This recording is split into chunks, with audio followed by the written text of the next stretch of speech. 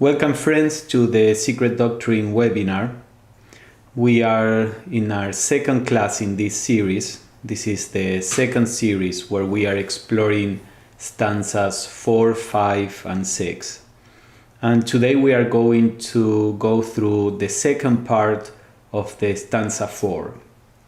Stanza 4 is the stanza where the manifestation of the gods or Dhyan Chohans or celestial beings is explained.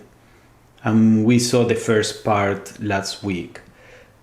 So today we will continue with the Shloka 4 within this stanza. This was the army of the voice, the mother of the divine septenary. The sparks of the seven are subject to and the servants of the first, second, third, fourth, fifth, sixth, and the seventh of the seven. These sparks are called spheres, triangles, cubes, lines, and modelers. For thus stands the eternal Nidana, the Oi Hai Ho, which is a permutation of Oeaohu. So before we go into HPB's commentaries, let's see a few things here. First, there is a description of what is called the army of the voice, which we are going to explore, and a series of sparks that are subject to a septenary. Now, these sparks are given certain names, and at the end it says, for thus stand the eternal Nidana. Nidana is a Sanskrit word that means causation. So a Nidana is a chain of causes and effects, one after the other, one cause producing an effect, and that effect becoming a cause. So what this shloka is talking about is this chain of beings in a hierarchy of beings which are all connected, which are all emanations from a previous one, as we are going to see, and this is the eternal chain of causation. Now, in our previous series, we have seen this word Oeaohu.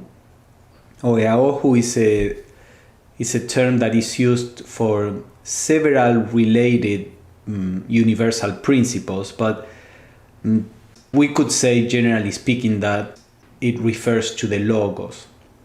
Now, Oi Ha Ho, it says, is a permutation of Oeaohu, and we can look at Oi Ha Ho as the manifested or active aspect of the logos. So let's see what Blavatsky explains about this.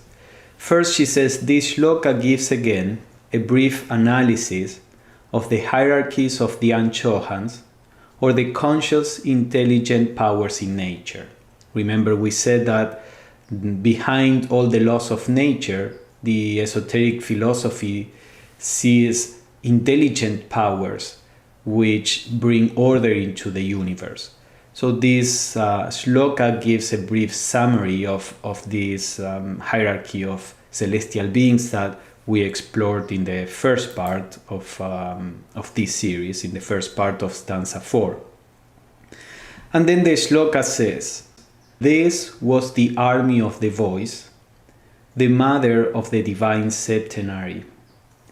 That I added there, the mother of, because in another rendering of the shloka, which is at the beginning of the Secret Doctrine, it says the mother of the seven. And here in this rendering, it just says the divine septenary. But the voice, as we are going to see, is a feminine aspect of the logos. So it's important to keep in mind that the voice is the mother of this divine septenary. Blavatsky explains the army of the voice is the prototype of the host of the logos. When Blavatsky says prototype, she normally refers to the seed of whatever comes next. The seed in the sense of the spiritual cause of whatever comes next. So the army of the voice is the spiritual cause of the host of the Logos. Or the Word, called in the secret doctrine, the Logos is called in the secret doctrine the one number issued from no number, the one eternal principle. So we have explored this in our previous class. There are two ones. There is the unmanifested one, which is eternal, and then there is the manifested one, which is eternal in essence because it's an expression of the unmanifested, but is temporary in its expression. So many times you will see that there is a vague reference to the one, to the Logos, where we are. You have to see according to the context whether it refers to the unmanifested or to the manifested aspect. So Blavatsky says the esoteric theogony, the word theogony is means theo is the divine, and goni comes from Genesis, so is the genesis of the celestial beings. So the esoteric theogony begins with the one manifested, therefore not eternal in its presence and being, if eternal in its essence, which is what I just explained, proceeding from the voice, the feminine Vak. Vak is a goddess in Hindu mythology, and is the goddess of sound and speech. So she says that the manifested one, the manifested Logos, proceeds from the voice, from the feminine Logos.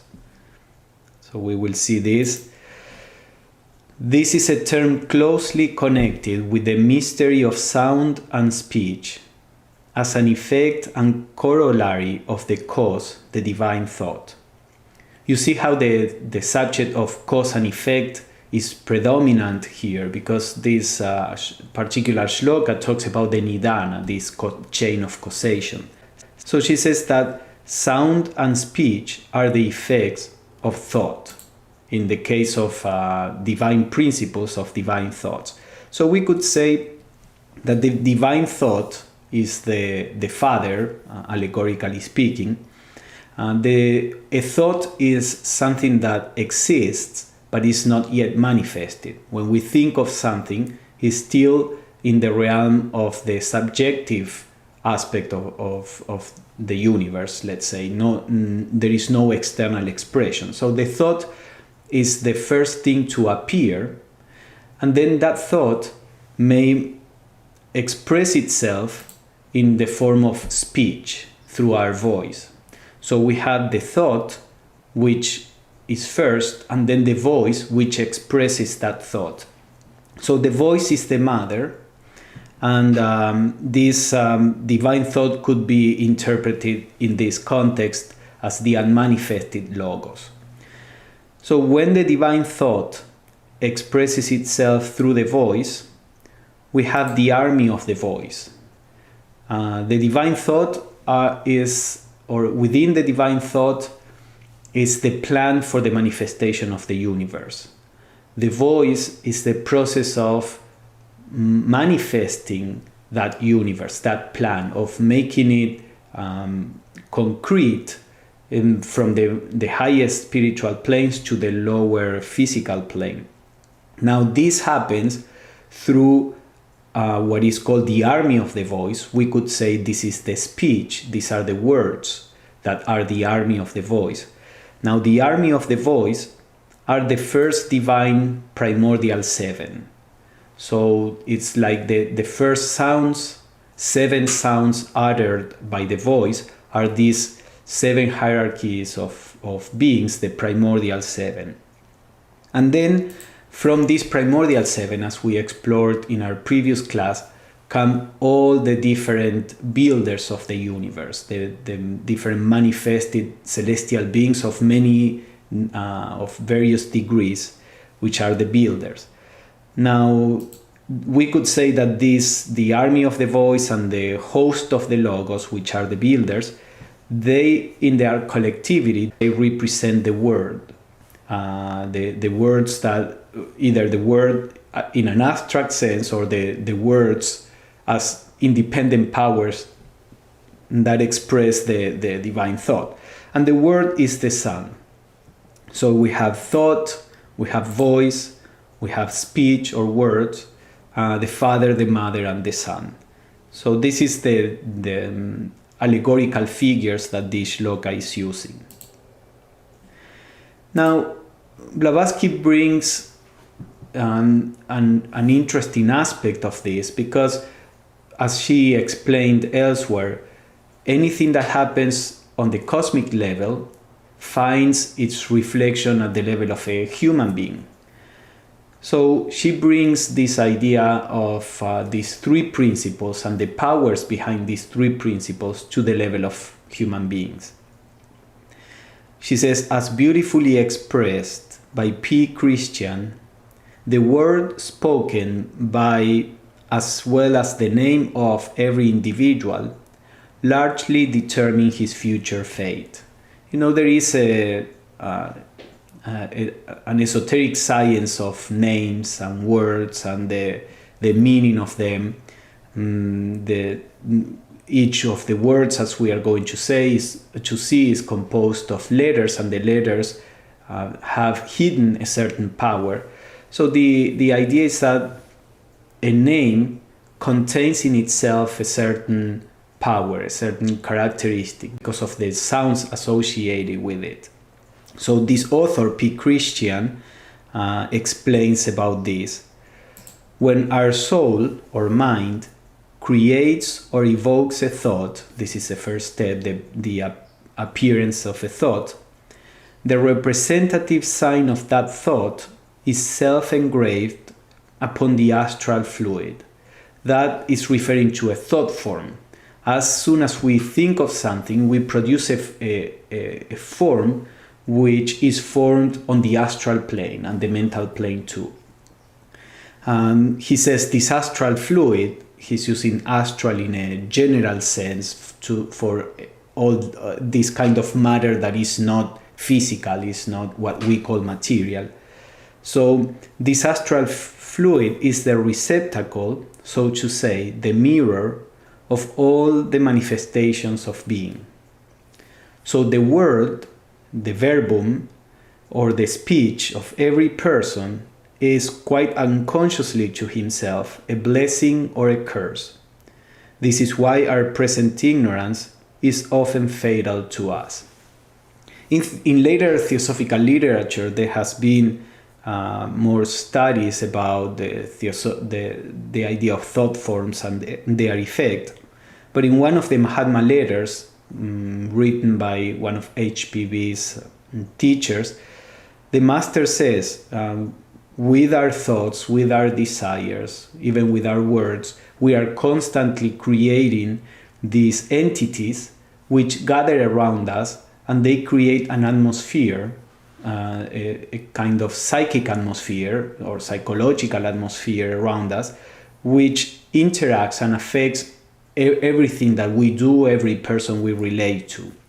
So according to the quality of our thoughts is the quality of this atmosphere through which we relate to the world.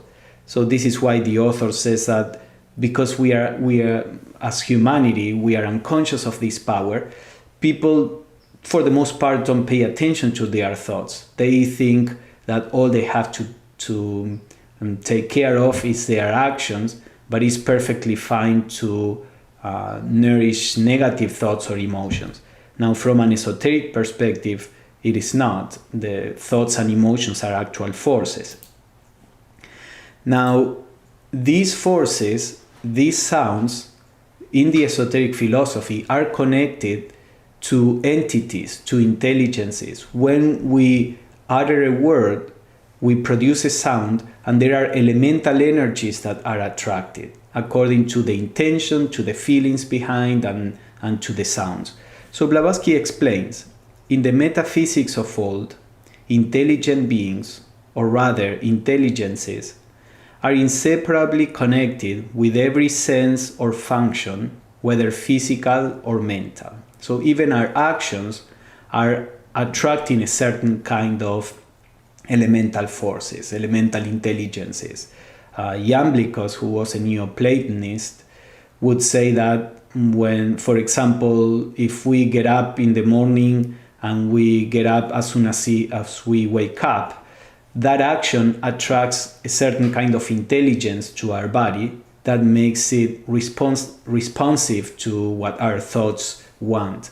But if we stay in a lazy state, after we wake up, then that action attracts a different kind of intelligences that makes our body lazy.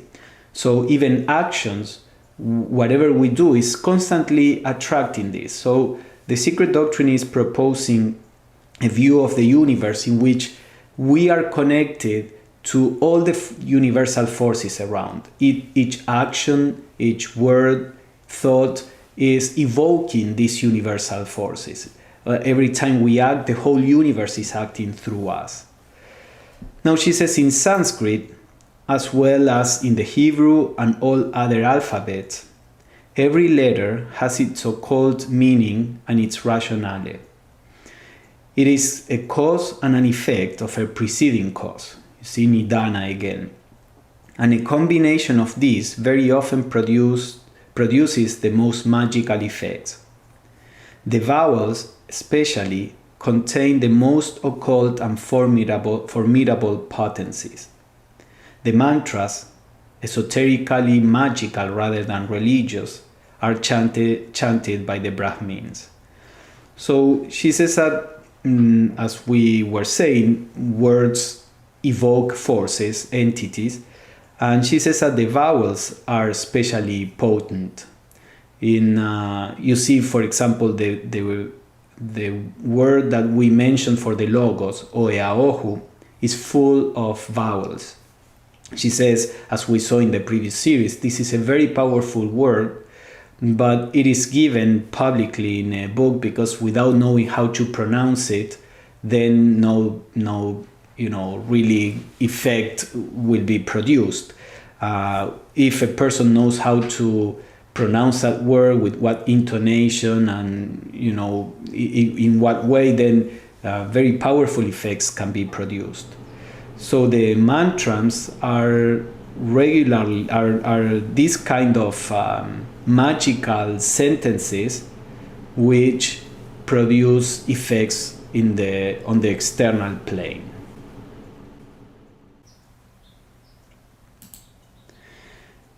Then Blavatsky, or the shloka, goes on, the sparks of the seven are subject to and the servants of the first, second, third, fourth, fifth, sixth, and the seventh of the seven. And she explains, to this hierarchy corresponds the actual types into which humanity may be divided.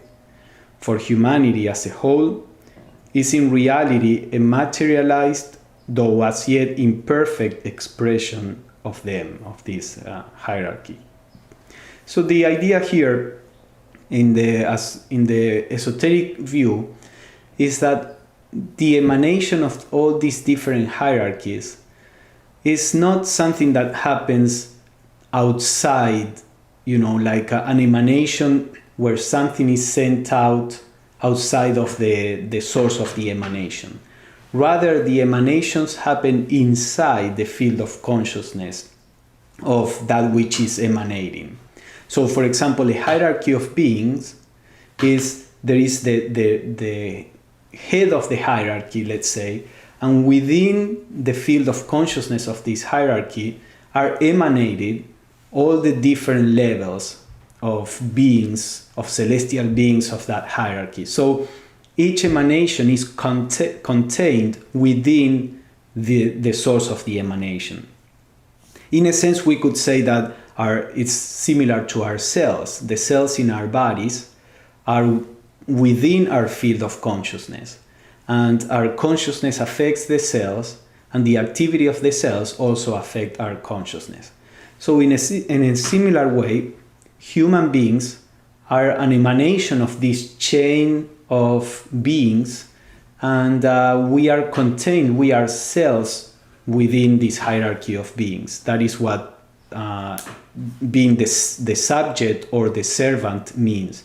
From a certain point of view, our cells are our servants in the sense that they are undergoing their own evolution, but at the same time, they serve as a vehicle of consciousness for us. Now, in her esoteric instructions, Madame Blavatsky gave an example of this in connection to human beings.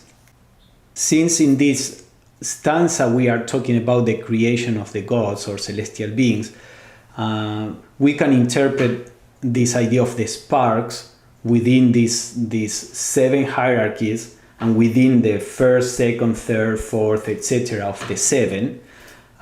We can interpret that in a universal sense, talking about the emanation of the different hierarchies of beings. But the same happens if we look at this from the point of view of a human being.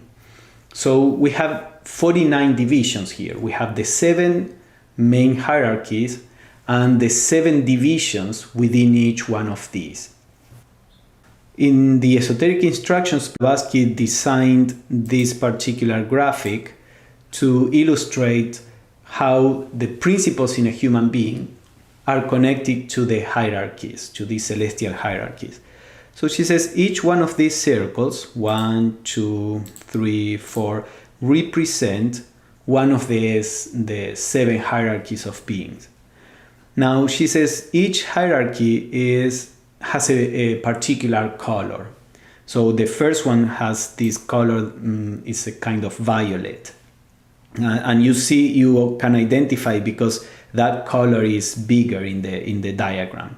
Then the second one, for example, is the blue hierarchy.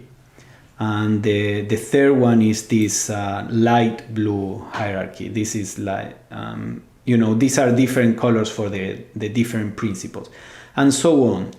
The idea is that in the first hierarchy, for example, the violet hierarchy, the background of that hierarchy would be, this is just a diagram, it's not that they are violet, of course, but this is just to put it in the form of a diagram.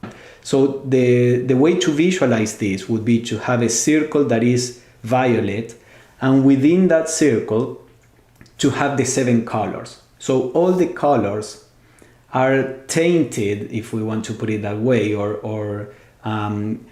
are behind, all the colors are on top of the violet. So they always have a certain violet quality. And the violet of the violet hierarchy will be the purest expression of that hierarchy. So if we come to the second one, then the whole circle would be blue. And then we have the 7 colors that are on top of the blue. So the 7 colors will be bluish, as opposed to the violet taint of the previous one. So the idea is that each of the hierarchies contains all the other hierarchies, all the 7 colors, but one is more predominant in each of these. Now she says that our human principles derive from that sub-hierarchy, which is the representative of the hierarchy as a whole. So if we have the violet hierarchy, which is the one, the first sub-hierarchy, the first of the first, which is this violet, that is the source of our etheric double. The violet represents the etheric double.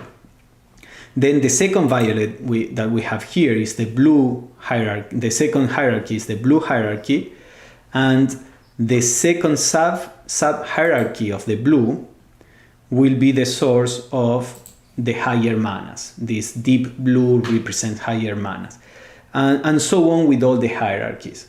So you can see how all our principles are emanations from the 7 hierarchies of being, and therefore the powers of each of the celestial hierarchies are within us.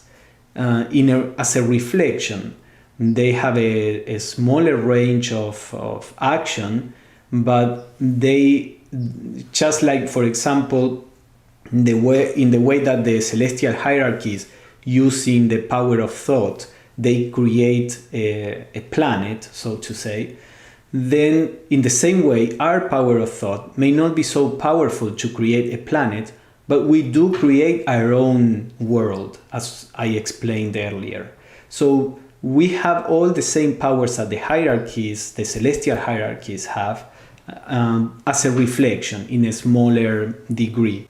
And as I mentioned in the first class, what an adept, an occultist does is first to align his or her own nature to the universal nature so that none of these powers could be used in a selfish way, and then awaken these powers to the full potential that is possible in human beings, which is far more than normal humanity has developed at the moment.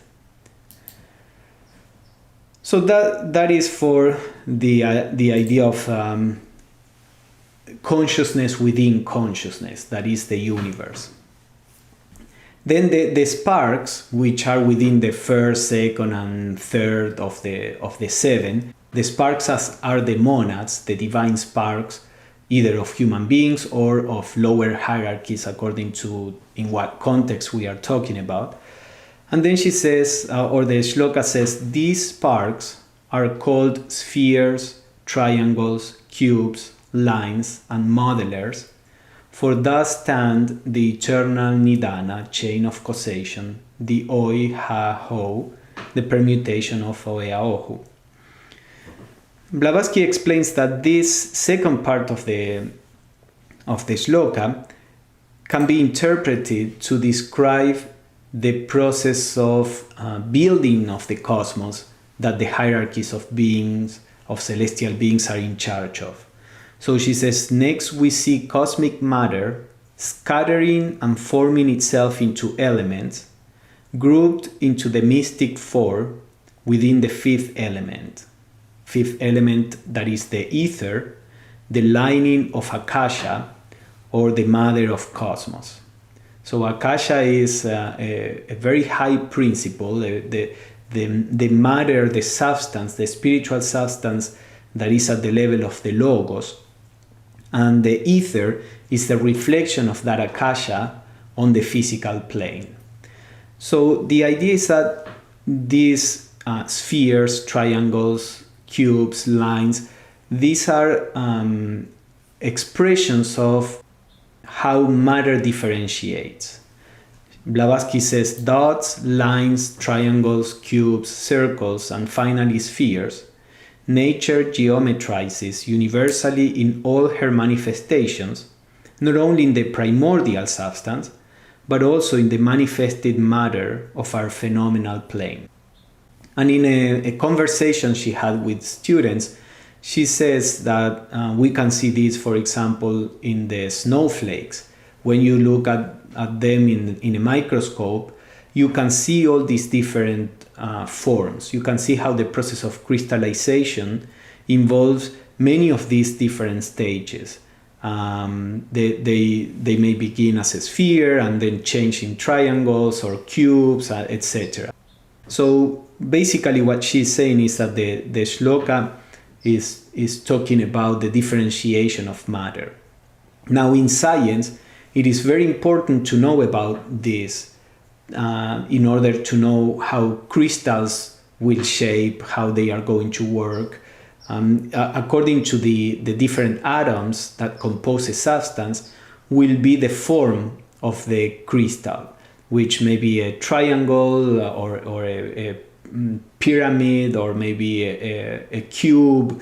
So all these things are important to know in science when you start manipulating the molecular aspect of matter, and they are also important for the occultist. Of course, the shloka doesn't go into many details about this.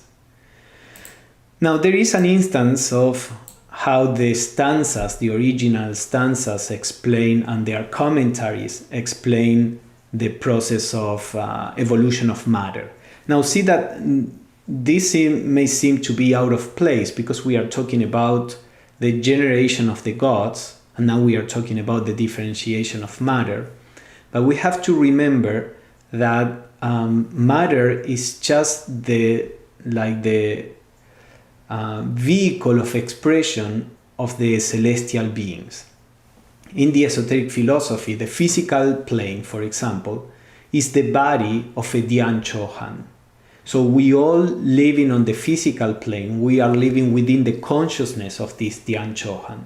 And all the physical laws of nature, of the physical plane, are part of the activity of this consciousness. So when the stanza is talking about the differentiation of matter, what it is actually talking about is the activity or the effects of the activity of the consciousness of all these different Dhyan Chohans. So Blavatsky quotes an ancient commentary, and she says, there is a note where she says that these are ancient commentaries attached with modern glossaries to the stanzas. You know, she knew the Book of Xian, which is the source of these stanzas. She said the Book of Xian is one of the oldest books, or the oldest book in humanity. And there are some ancient commentaries that are attached to the stanzas. The original stanzas seem to be written in an ancient language, Zensar, but there are translations into more modern languages. We know Blavatsky mentions a Chinese translation, a Sanskrit translation. And so there are some ancient commentaries and there are some glossaries attached to all this for the study of the disciples. And she said that these glossaries to the stanzas are necessary since the commentaries in their symbolical language are usually as difficult to understand as the stanzas themselves. So even for HPB, these stanzas are not easy to understand because the language in the stanzas is symbolical, and as she says. And the reason for this is that the only way you can talk about something that can be applied universally to all different planes, levels, entities, is by talking symbolically. Science develops very specific language which can be applied only to that particular thing that they are explaining. The symbolic language, as we have been talking about or pointing out, can be applied to the manifestation of a logos or a monad or a human being on the physical plane, but that is only possible if one talks in a symbolic language that is not too specific, and yet it can be applied to all the different planes. So the commentary that Blavatsky brings says, the mother, remember we are talking about the voice, the feminine aspect of the logos, the mother is the fiery fish of life. She scatters her spawn, and the breath, motion, heats and quickens it. The grains of spawn are soon attracted to each other and form the curds in the ocean of space. The larger lumps coalesce and receive new spawn in fiery dots, triangles and cubes, which ripen, and at the appointed time some of the lumps detach themselves and assume spheroidal form, after which motion the breath becomes the whirlwind and sets them into rotation. Well, this is an explanation for the generation of a planet, for example. And with what we know today of the process of planet formation, we can see some resemblances with this. Of course, science doesn't know exactly how planet formation happens. Now with the discovery of Pluto, for example, and they see a lot of features in Pluto that do not fit within the regular theory of planet formation. So science doesn't know quite well how this happens, but the general idea fits this in some ways if you know how to read it. Just to give a little, to put it in a little clearer way, these are the processes that are described in this commentary. So there are grains of spawn which scatter. So we may think of those as atoms or even subatomic particles. The first thing that happens is that they scatter. Now, motion activates them. So in some way, when they scatter, they are latent, and then motion makes them fall within the law of attraction and repulsion. So the motion activates them, and then these particles begin to attract each other and form these curves to form certain structures. Now these primary structures then begin to coalesce and form larger lumps. Now, once that happens, new spawn, fiery dots, triangles, and cubes begin to be added to this, and there is a process of ripening. Now, as this ripens, there is a detachment, and it gets into a spheroidal form. And then the action of law, there is a part in the commentary where it says here, let me see. Yeah, not in this part, but there is another part of the commentary that says, then law number, and there are 3 stars, which Blavatsky didn't put the number, comes into play and turns that motion that is not in any particular direction, turns it into a whirlwind and sets these spheroidal forms in rotation. So with this kind of explanation is a symbolical explanation, is a way to talk about how planets are formed, how they begin to rotate, how they, from the nebula, which is this matter at the beginning, they start to be attracted and to generate a quite similar process to what the stanza is saying. Now Blavatsky says motion is eternal in the unmanifested and periodical in the manifested plane, says an occult teaching. It is when heat caused by the descent of the flame into primordial matter causes its particles to move, with motion becomes whirlwind. And this will be important in the next stanza that we will begin to see in our next class, because this whirlwind is Fohat, is this cosmic energy that has that particular kind of motion. So we are going to see that later. That is the end of the Shloka 4. That was the easy Shloka here. Now we come to the difficult one. Number 5 says, the eternal Nidana, which is darkness, the boundless or the no number, Adi Nidana Swabhavat, the circle, Blavatsky adds, is for X is an unknown quality. And then it says 1, the Adi Sanat, the number, for he is 1. 2, the voice of the word, Swabhavat, the numbers, for he is 1 and 9. 3, the formless square, Arupa, which means formless. And these 3, enclosed within the boundless circle, are the sacred 4, and the 10 are the Arupa universe, or the subjective or formless universe. Then come the suns, the 7 fighters, the 1, the 8 left out, and his breath, which is the light maker, in Sanskrit, Bhaskara. So basically here there is a summary again of this Nidana, of this chain of causations. First is the circle, the no number, darkness, this is the absolute. Then we have the number 1, which is called here Adi Sanat. Adi means the highest. Then so this Adi Sanat, the number, may be seen as the divine thought that we were talking about, the unmanifested logos.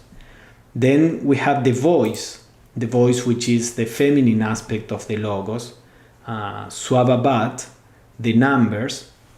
Now Swabhavat is the father mother.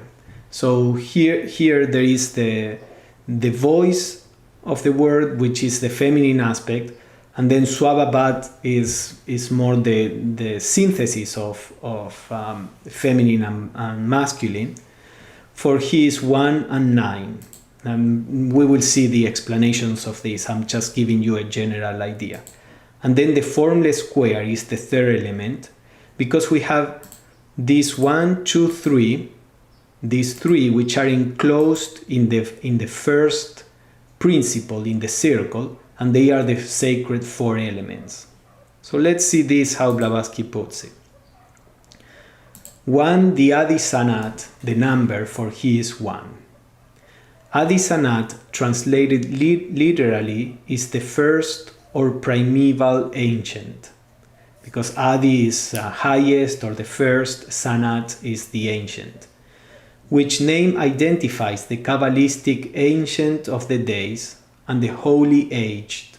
In Kabbalah is the Sephirah and Adam Kadmon, with Brahma, the creator, also called Sanat among his other names and deities. So here Blavatsky is interpreting the Adi Sanat, the number for his 1, more as the manifested logos, because Brahma is the manifested logos. So you see here again, you can interpret the 1 in different ways according to on what plane you are looking at this. If you are looking at this on the highest plane of the absolute, then the 1 will be the unmanifested logos. Then on the plane of manifestation, the 1 will be Brahma, what we call the third logos. Then the second, the voice of the word, Swababat, the numbers, for he is 1 and 9. Swababat is the mystic essence, the plastic root of physical nature. Numbers when manifested, the number in its unity of substance on the highest plane, the Kabbalistic archetypal world. So Swababat is the idea of the one substance from which all the different planes come, the differentiation of matter. So he is the number, like the one element when non-manifested, and then all the elements, the numbers, when manifested. So Swababat is the 1 and the 9, because as we talked in the previous class, the 10 talks about the totality of it. So in its unmanifested aspect is the one element behind everything, or actually when no manifestation is still developed, it is just the one element. And then as manifestation proceeds, Swababat is all the elements, all the differentiation. So the Orientalists, Blavatsky says, explain the term as meaning the universal plastic matter diffused through space. But the occultists identify it with the Father-Mother on the mystical plane. So then Blavatsky explains he is 1 and 9, which makes 10, or the perfect number applied to the creator, which is the name given to the totality of creators, blended by the monotheists into one. Remember when we talked about the word has been the collectivity of all the army of the voice and the hosts of the logos. So she says the 1 and the 9, the 10 is the decade, which contains in itself all the universe. Then the formless square, which is the third principle. So we saw the first darkness, the boundless circle, then the one which is the logos, whether unmanifested or manifested according to the context. Then we have the Father-Mother, or the later on will be the mother. From the Father-Mother there is the Father-Mother is where the logos is polarized, and then that separates into the father and the mother, which interact and give birth to the son. So we have the Father-Mother, and now third we have the third element, which is the formless square. And these three enclosed within the circle are the sacred 4. So the the first triad that we talked about within the circle forms the tetractys. We mentioned the tetractys in our previous class, which are the sacred four, which is the source for all differentiation in the universe. Remember?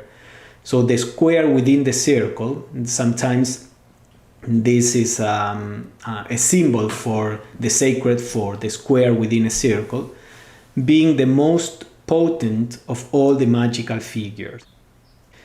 Now here there is a little glitch here in which the third element, she talks about the formless square as the third element, and then she says these three enclosed within the circle are the sacred four, but the square is already four. So I don't know if that is, Blavatsky explains in the commentaries that what we have in the stanzas in the Secret Doctrine is an abridgment of what is in the book of Cyan. She says, I skipped many shlokas and even complete stanzas because it would be completely beyond our understanding. So she gave us some of the shlokas, some of the stanzas, for us to have an idea, and also remember, as we talked in the first series, trying to work out with these abstract concepts is a way to develop a certain ability in our mind, which can be very useful as we grow in the direction of becoming co-workers of nature. So it may be that she skipped something here. To my mind, there should be here a third element, which would be probably the mother, if you ask me. We have the one, we have the father, mother, and then there is the differentiation. So it could be the mother, or it could be the energy that comes like Fohat. And then those three elements enclosed in the circle would be the sacred four. But, when you study the Secret Doctrine, there will be many little things like this. The purpose of the study of the Secret Doctrine is not necessarily to understand every single term, because that is not possible. Blavatsky said, there is not enough information to explain every term. That was not the aim of the writing of the Secret Doctrine, but to have the general ideas behind, to begin to understand the general processes. Then the second part of this shloka says, then come the sons, the seven fighters, the one, the eighth left out. So there are sons which are 8, 7 fighters, and one that is left out. And she says the one rejected is the sun of our system. And she refers to a Hindu allegory in which Aditi, which is the mother goddess, had 8 sons, and then she rejects one of them and she protects the other 7. And Blavatsky says this one rejected is the sun of our system. So this again can be interpreted on different levels. Blavatsky is going to explain the astronomical interpretation of this. Remember, I mentioned there are several keys to interpret the stanzas or the shlokas. It can be interpreted spiritually, psychologically, astronomically. This is how she's going to explain it. And she says the occult doctrine rejects the hypothesis born out of the nebular theory of the 19th century that the 7 great planets have evolved from the sun's central mass. So at the time, what science said was that the sun was formed, and from the sun came the 7 planets, or the 8 planets that they knew about. Blavatsky says the occult doctrine rejects that view. And she says the first condensation of cosmic matter, because the idea is that there is a nebula, and then that condenses in the center in which is going to be the sun. So Blavatsky says the first condensation of cosmic matter, of course, took place about a central nucleus. So far is correct, she says. Its parent, the sun, the central nucleus, that is the sun. But our sun it is taught, merely detached itself earlier than all the others as the rotating mass contracted, and is the elder and bigger brother, not the father of the planets. So what she's saying is what science now says. There is this rotating mass of cosmic matter, and then part of that matter begins to condensate in the center, and then part of the other matter begins to condensate in rings around the center, which eventually form the planets. So the sun is as Blavatsky says, the first to be produced, and then the planets are produced later, but not from the sun. So they are all brothers, the sun being the eldest. So this is an example of another example of the secret doctrine, talking about something or contradicting the science of the time, which later on has been proved right by science. So you see, she says there is a whole poem of the pre-genetic battles fought by the growing planets before the final formation of the cosmos. Before the final formation, the sun, we are taught, drew into the depths of its mass all the cosmic vitality he could, threatening to engulf his weaker brothers before the law of attraction and repulsion was finally adjusted. So what she's saying here is that when the sun was forming, there was the danger that the sun would draw into its mass all the planets that were also in formation. So there is a law that came in between that is probably related to the law of attraction and repulsion, and we don't know, she doesn't mention, but a law came into operation to set the sun apart from the planets and thus protect the planets. This is why it is said that the sun is the eighth left out. There is something that had to happen so that the sun would not swallow all the planets. So this shloka can be interpreted as that point in the process of cosmic formation. To protect the planets, the sun was left out of a certain field of influence. And then the last part of this shloka says, and his breath, which is the light maker, Bhaskara. So the breath of the sun is the light maker, which that is quite obvious. Now, Blavatsky says not only the sun is Bhaskara, the light maker, but all the 7 planets. She says the breath of all the 7 is said to be light making, because they, the planets, were all comets and suns in their origin. So this is something that seems to be, strange, that all the planets were comets and suns in their origin. But what Blavatsky is saying here is more or less what science says now.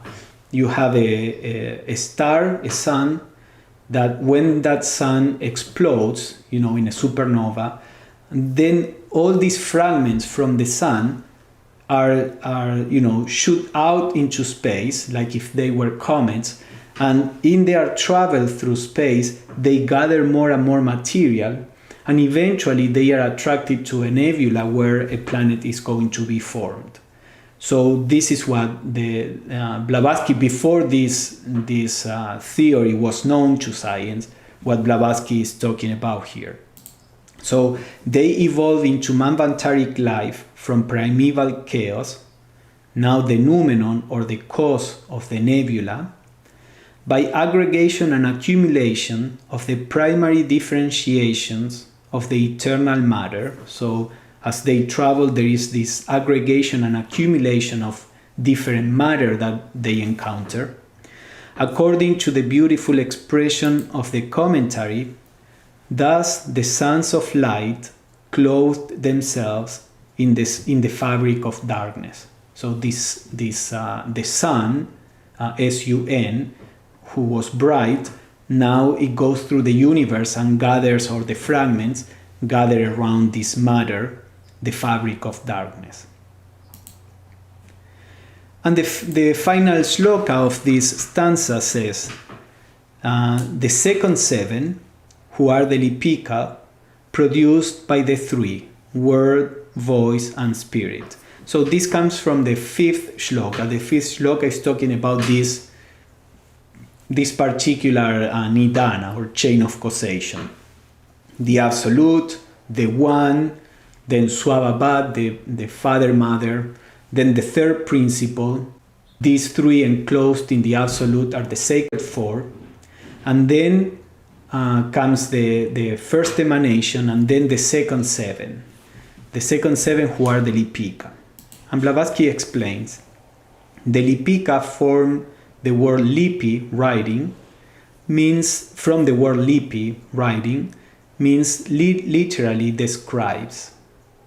Mystically, these divine beings are connected with karma, the law of retribution, for they are the recorders or analysts who impress on the to us invisible tablets of the astral light, the great picture gallery of eternity, a faithful record of every act and even thought of man, of all that was, is, and ever will be in the phenomenal universe. As said in Isis Unveiled, the book that she wrote previously, this divine and unseen canvas is the book of life. You know, in the Bible there is a reference to the book of life and these recording angels that write down the actions of people. Well, these are known as Lipikas with the Sanskrit term, and these are the lords of karma, those intelligences behind the operation of karma in the universe. Every thought, every action is impressed in the matter of the different planes. On the astral plane are the Blavatsky would call them astral tablets of the astral light. Higher than that, we have the Akashic records.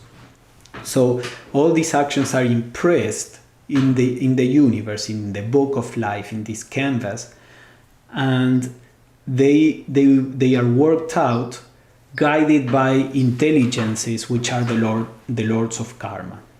Now, when we talk about this, we have to remember again that the lords of karma are not like human beings. All this language is allegorical, so don't think that there are 4 or 7 human beings up there writing down and directing things. But the point here is that the operation of karma has an intelligence behind, has a divine wisdom behind, which is allegorically said to be this Lipika. That is the end of the stanza 4. We are going to explore in our next class next week the beginning of stanza 5.